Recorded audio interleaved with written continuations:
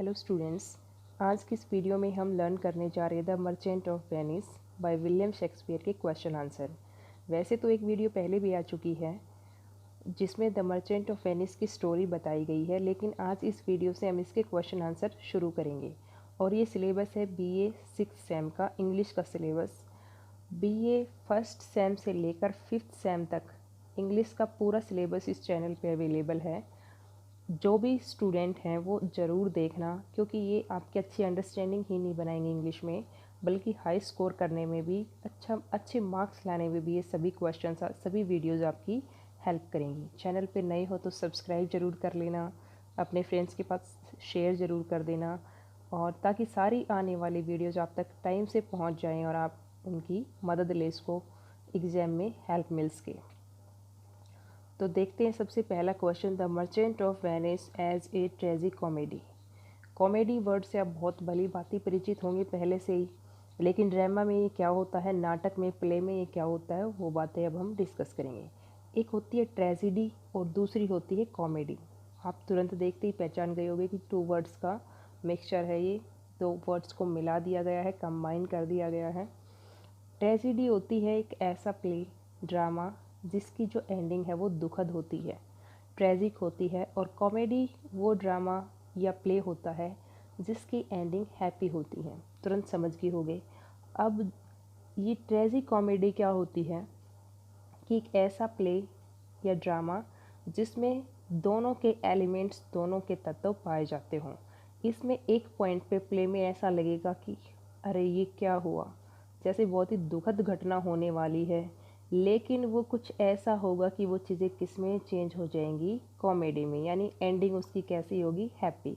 अगर आपने इस प्ले की अगर स्टोरी पढ़ रखी है तो आप तुरंत समझ जाएंगे कि ये द मर्चेंट ऑफ वेनिस वो क्या है, एक ट्रेजिक कॉमेडी है। अब इसको जो एक्सप्लेन कर रखा है उसको भी पढ़ लेते हैं। A tragic comedy is a play that has the features of both comedy as well as of tragedy। Tragic comedy एक ऐसा नाटक होता है जिसमें दोनों के फीचर्स पाए जाते हैं। फीचर्स होती है विशेषताएं, ट्रेजिडी की भी और कॉमेडी की भी। It is a serious play with happy ending. ये एक ऐसा प्ले होता है जिसमें थोड़ी सी सीरियस चीज़ें, गंभीर चीज़ें डिस्कस की जाती हैं, बताई जाती हैं, लेकिन एंडिंग कैसी होती है, happy. Comic and tragic element, इसमें कुछ कॉमिक एलिमेंट भी होते हैं, कुछ दुखद घटनाएं भी होती हैं, दोनों ही तरह के एलिमेंट्स होते हैं, तत्व होते हैं। गिव प्ले ए रियलिस्टिक टच, इसमें जो प्ले है उसको एक वास्तविक दृष्टिकोण प्रदान करते हैं, यानी फिर वो सच्चाई से जुड़े हुए होते हैं। ऐसे नहीं कि कॉमेडी और ट्रेजिडी ऐसे इमेजिनेशन में चल रही, नहीं, वो कहीं ना कहीं वास्तविकता से जुड़ी हुई होती हैं। दिस टाइप ऑफ प्लेज, इस तरह के जितने भी नाटक होते हैं, डील्स विद रोमांस, उनमें बहुत सारा रोमांस होता है, लव होता है, और ह्यूमर, और बहुत ज़्यादा ऐसे डायलॉग या फिर कैरेक्टर्स होते हैं जिसे हमें हंसी आती है। Now we will see the play the merchant of Venice as a tragic comedy.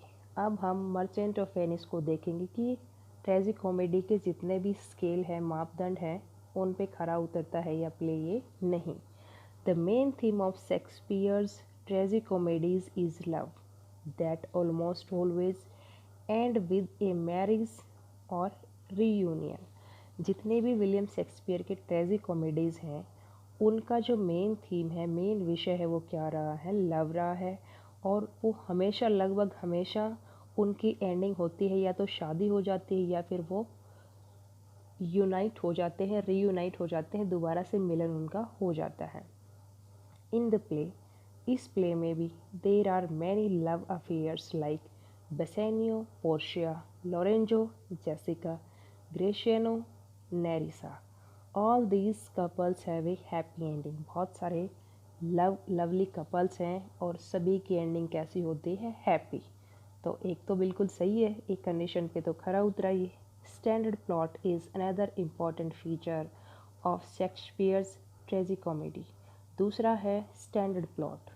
Plot का आप भली बातें समझते होंगे कि जो भी किसी भी स्टोरी की, किसी भी मूवी की भी हो सकती है, फिर किसी भी प्ले की होती हैं, उसमें कुछ एक घटनाएं होती हैं। सपोज करो 10, उसमें कुछ ऐसे मेन घटनाएं हैं, या फिर ऐसे मानो कि 4 या 5 घटनाएं हैं, तो उन घटनाओं को इस तरह से अरेंज करना, एक सीक्वेंस, एक इस तरह के सीक्वेंस बनाना कि जो थोड़ा सा सस्पेंस बना रहे और ऑडियंस में क्यूरोसिटी बनी रहे कि आगे क्या होगा, आगे क्या होगा। और इस तरह का प्लॉट चाहे किसी प्ले में हो, चाहे किसी स्टोरी में हो, चाहे किसी मूवी में हो, वो हमेशा एक क्यूरोसिटी बनाए रखता है ऑडियंस में और उनको वो चीज़ें इंटरेस्टिंग लगती हैं। Standard plot is another important feature of Shakespeare's tragicomedy. Standard plot एक दूसरा महत्वपूर्ण फीचर है, विशेषता है शेक्सपियर की ट्रेजिकॉमेडी की। Standard plot creates suspense for the audience. और एक अच्छा प्लॉट वही होता है जो सस्पेंस क्रिएट्स करे ऑडियंस में। The plot of this play also goes the same way. इस प्ले का प्लॉट भी इसी रास्ते जाता है, यही बात बिल्कुल सही साबित करता है। The threat of death to Antonio is suddenly reversed at the trial scene with the message that justice never betrays. Threat जो धमकी है डेथ की अंटोनियो को, इसमें बार बार यूँ होता है कि जैसे शाइलोक है वो अब नहीं छोड़ने वाला अंटोनियो को, वो एक बॉन्ड साइन करवाया था। और ये इस तरह की जो थ्रेट है, चेतावनी है, धमकी है, ये बढ़ती ही जाती है और एक क्लाइमेक्स आता, तब यूँ लगता है कि बस अब अंटोनियो गया, सारी चीज़ें शाइलोक के हाथ में। ई सडनली रिवर्स्ड, ये सब चीज़ें रिवर्स हो जाती हैं, चेंज हो जाती हैं at the trial scene. Trial scene जो होता है, मुकदमे वाला जो सीन होता है, उसमें विद द मैसेज, और एक मैसेज भी छोड़ता है वो ट्रायल सीन, क्या, दैट जस्टिस नेवर बिट्रेज, कि जो न्याय है वो सभी के साथ जस्टिस करता है, सभी कभी किसी को धोखा नहीं देता, हमेशा जो जस्टिस है वो मिलता ही है। A tragic comedy is also full of humour. तो जो सेकंड बात थी स्टैंडर्ड प्लॉट की, इस प्ले का जो प्लॉट है वो भी स्टैंडर्ड है, बहुत अच्छा है। A tragic comedy is also full of humour, trickery and comic language. जो ट्रेजिक कॉमेडी होती है उसमें बहुत सारा ह्यूमर होता है, कैरेक्टर्स ऐसे होते हैं जो हंसी दिलाएं, उनकी लैंग्वेज ऐसी होती है हंसी दिलाए। Trickery and comic language, language ऐसी थोड़ी सी ट्रिकरी भी होती है और हंसी दिलाने वाली भी होती है। ट्रिकरी का मतलब ये होता है कि बहुत कुछ अच्छा कह जाए, इस तरीके की चीज़ें, और ये हमें एग्जाम्पल से क्लियर हो जाएगा। Portia's description of her suitors is full of humour. Portia के पोर्सिया का जब वो कास्केट वाला सीन है, वहाँ पे बहुत सारे शूटर्स आते हैं उससे शादी करने के लिए, तो उसका जब वो डिस्क्रिप्शन कर दी कि तो ऐसा लग रहा है, ऐसा लग रहा है, ऐसा, तो वो फुल ऑफ ह्यूमर होता है, बहुत ज़्यादा हंसी आती है। Launcelot use is very comic language, ये इसका बहुत ज़्यादा कॉमिक कैरेक्टर कह सकते हो लॉन्सलॉट इस प्ले का, तो वो बहुत ज़्यादा कॉमिक लैंग्वेज यूज़ करता है।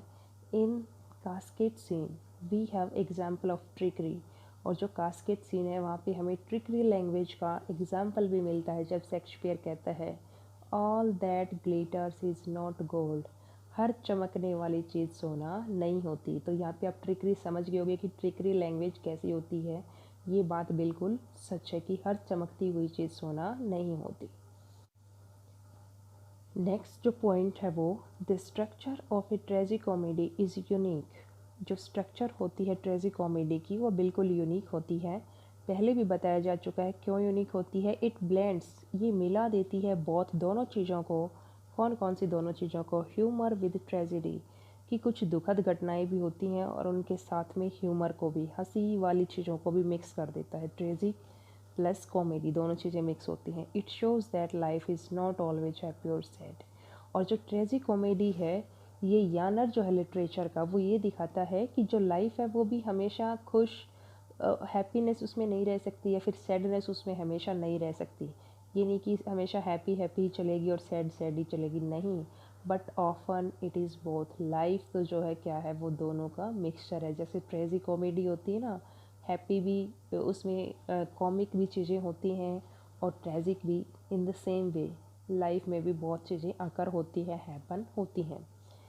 This structure is well matched with the merchant of Venice. और जो ये स्ट्रक्चर है कि दोनों ही चीज़ें हुई हैं इसमें भी, ये बहुत अच्छे से सूट करती है द मर्चेंट ऑफ वेनिस को। स्ट्रक्चर या बिल्कुल सही मैच उससे करती है। A tragic comedy shows a great extent of imagination and poetry with realistic view। एक ट्रेजी कॉमेडी में बहुत ज़्यादा इमेजिनेशन का यूज़ भी होता है और पोइट्री का भी, लेकिन वो दोनों चीज़ें ऐसे नहीं होती, वो बिल्कुल उनमें वास्तविकता होती है। We find this in the words of, यहाँ पे द इंसर्ट और करना students, in the words of Portia when she says. और ये दोनों चीज़ें इमेजिनेशन भी, पोइट्री भी, और साथ में ये चीज़ें रियल भी होती हैं, यानी उनमें सच्चाई भी होती है, ट्रू भी होती हैं। ये हम पोर्शिया के शब्दों में पाते हैं जब वो कहती है, क्या कहती है, इम्पोर्टेंट लाइन्स हैं, इनको ज़रूर याद करना। और हो सके तो इनको ऐसे अंडरलाइन कर करके अपने क्वेश्चंस में जब आंसर अटेम्प्ट करो तो इस तरह से उनको शो करना, ताकि वो अलग दिखे और पता चले कि टेक्स्ट के कोटेशंस हैं, आपने अलग से टेक्स्ट को याद किया हुआ है। देयरफॉर, तो prepare thee to cut off the flesh, अपने तैयार रहो जो एंटोनियो की बॉडी से फ्लैश काटना है उसको, उसके लिए अपने आप को प्रिपेयर रखो। शेड दाउ नो ब्लड नॉर कट दाउ लेस नो मोर नोर मोर, कि शेड का मतलब होता है बहना और ब्लड क्या होता है खून, कि ब्लड ना बहे बिल्कुल भी, नॉर कट दाउ लेस नॉर मोर, और ना ही तुम्हें 1 पाउंड से कम मांस काटना है, फ्लैश काटना है, और ना ही ज़्यादा। तो इमेजिनेशन भी है, पोइट्री भी है, लेकिन साथ में ये जो लाइन है वो रियल भी है, यानी रियलिस्टिक भी हैं, वास्तविकता से जुड़ी हुई भी हैं, ऐसे नहीं कि सिर्फ इमेजिनेशन में एग्जिस्ट करती हैं। दस वी कैन से दैट, इस प्रकार से हम कह सकते हैं the merchant of Venice is a fine example of ट्रेजी comedy, कि जो the merchant of Venice play है वो एक बहुत ही फाइन का मतलब होता है अच्छा, एग्जाम्पल मीन्स उदाहरण, बहुत अच्छा उदाहरण है ट्रेजी कॉमेडी का। तो ये था आपका first question, the merchant of Venice as a tragic comedy.